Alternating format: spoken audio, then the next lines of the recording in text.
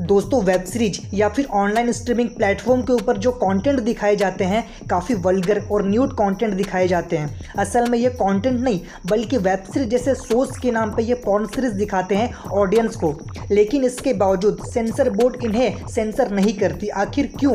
जबकि cinema halls में movie release होने से पहले उसे सेंसर बोर्ड से पास करवाया जाता है ताकि उस फिल्म में किसी तरह का न्यूड या फिर वायलेंस फैलाने ऐसे कंटेंट लोगों को ना दिखाया जाए। जबकि ऑनलाइन स्ट्रीमिंग प्लेटफॉर्म के मामले में ऐसा नहीं है, वो फुल्ली इंडिपेंडेंट होकर के कुछ भी दिखा रहे हैं अपने प्लेटफॉर्म के जरिए और इन पर कोई रोक नहीं है।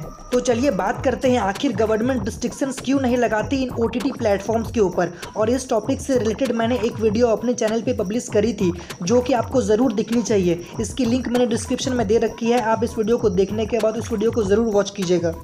तो चलिए अब हम आगे बात करते हैं और सबसे पहले हम सेंसर बोर्ड को समझ लेते हैं आखिर यह क्या है और कैसे काम करती है। इसको समझने से आपको थोड़ी क्लैरिटी मिल जाएगी इस टॉपिक को और डिटेल में समझने में। दोस्तों सेंसर बोर्ड जो कि officially sensor board of film certification board यानी CBFC के नाम से जाना जाता है, लेकिन हम इसे कॉमन लैंग्वेज में सेंसर बोर्ड कहते हैं। ये sensor board the ministry of information and broadcasting के अंडर काम करती है। इसका मेजर काम ये देखना होता है कि जब कोई फिल्म या TV शोज रिलीज होती है तो उस फिल्म में दिखाए जाने वाले कंटेंट किस कैटेगरी की है। जैसे कि आपने नोटिस किया होगा जब कोई फिल्म प्ले होती है तो स्टार्टिंग में उस फिल्म की कैटेगरी दिखाई जाती है, जैसे कि ये फिल्म UA कैटेगरी की है या फिर U कैटेगरी की है या फिर A कैटेगरी की है। इन चीज़ों को स्टार्टिंग में डिक्लेयर किया जाता है जो कि सेंसर बोर्ड ही डिक्लेयर करता है। अब यहाँ पे फिल्मों को कैटेगरी देने का मतलब ये होता है कि किस किस टाइप की ऑडियंस फिल्म को देख सकती है। जैसे मान के चलिए किसी फिल्म को A कैटेगरी दिया गया है, यानी कि A का मतलब एडल्ट, तो इसे सिर्फ एडल्ट ही देख सकते हैं। अब मान के चलिए किसी फिल्म को U कैटेगरी दिया गया यानी कि यूनिवर्सल, तो इसे पूरी फैमिली देख सकती है। अब मान के चलिए किसी फिल्म को UA कैटेगरी दिया गया है यानी कि अनरिस्ट्रिक्टेड एक्सेस, यानी कि इस फिल्म को कोई भी इंसान बिना पेरेंट्स के साथ नहीं देख सकता, यानी कि किसी के गाइडेंस में उसे फिल्म देखना होगा। तो इस तरह फिल्मों को कैटेगरी वाइज डिफ्रेंशिएट करने का मतलब यही हुआ था जो मैंने आपको बताया, लेकिन इस चीज़ को सिर्फ सेंसर बोर्ड ही तय कर सकती है, इसके अलावा और कोई नहीं। लेकिन सेंसर बोर्ड के हाथ में एक और चीज़ होता है। अब मान के चलिए कोई फिल्म रिलीज हो रही है और उसमें कई ज़्यादा वायलेंस और न्यूड कंटेंट जैसे सीन्स दिखाए गए हैं, तो सेंसर बोर्ड अपने पावर की मदद से उस फिल्म में से उस पर्टिकुलर सीन को हटा सकती है। तो इस तरीके से हमारा सेंसर बोर्ड काम करता है और इसके मेजर इंपॉर्टेंस है इसके एग्जिस्टेंस के। लेकिन ये सिर्फ फिल्मों और TV शोज़ को ही सेंसर करती है, जबकि ये OTT प्लेटफॉर्म्स को सेंसर नहीं करती। आखिर क्यों? आइए बात करते हैं इसके ऊपर। दोस्तों जब कोई फिल्म रिलीज होती है तो उस फिल्म को करोड़ों ऑडियंस देखते हैं एक समय में, और वो देखते हैं जो उन्हें दिखाया जाता है। यहाँ पर आप डिसाइड नहीं कर सकते हो कि आपको क्या देखना है, चाहे चीज़ें सही हो या गलत।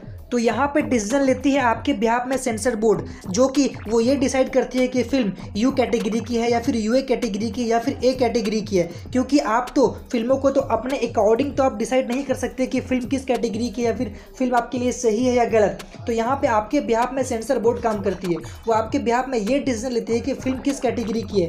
यही रीज़न है कि फिल्म रिलीज होने से पहले सेंसर बोर्ड के द्वारा पास करवाया जाता है और स्टार्टिंग के फिल्म में ही बताया जाता है कि ये फिल्म किस कैटेगरी की है।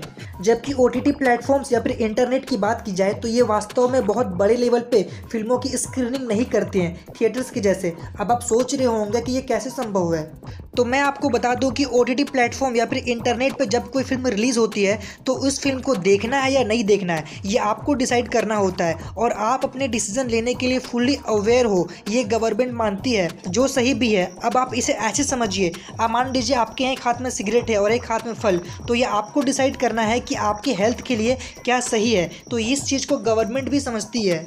अब जरा ध्यान दीजिए, हम इस सेम चीज़ को OTT प्लेटफॉर्म से कंपेयर करते हैं। OTT प्लेटफॉर्म्स जैसे कि नेटफ्लिक्स, Amazon प्राइम, हॉटस्टार, इन सारे प्लेटफॉर्म्स के ऊपर हर तरह के कंटेंट अवेलेबल होते हैं, अच्छे भी बुरे भी, और ये सारे प्लेटफॉर्म्स आपके फ़ोन में होते हैं। अब ये आपको डिसाइड करना है कि आपके लिए कौन सा कंटेंट अच्छा है, उस कंटेंट का आपके ऊपर क्या इफेक्ट पड़ेगा, क्या इम्पैक्ट पड़ेगा, ये आपको डिसाइड करना है। इस चीज़ को गवर्नमेंट मानते हुए उन्होंने OTT प्लेटफॉर्म्स के ऊपर रिस्ट्रिक्शंस नहीं लगाए हैं ताकि आप फुल्ली अवेयर हो अपने डिसीजन खुद लेने के लिए।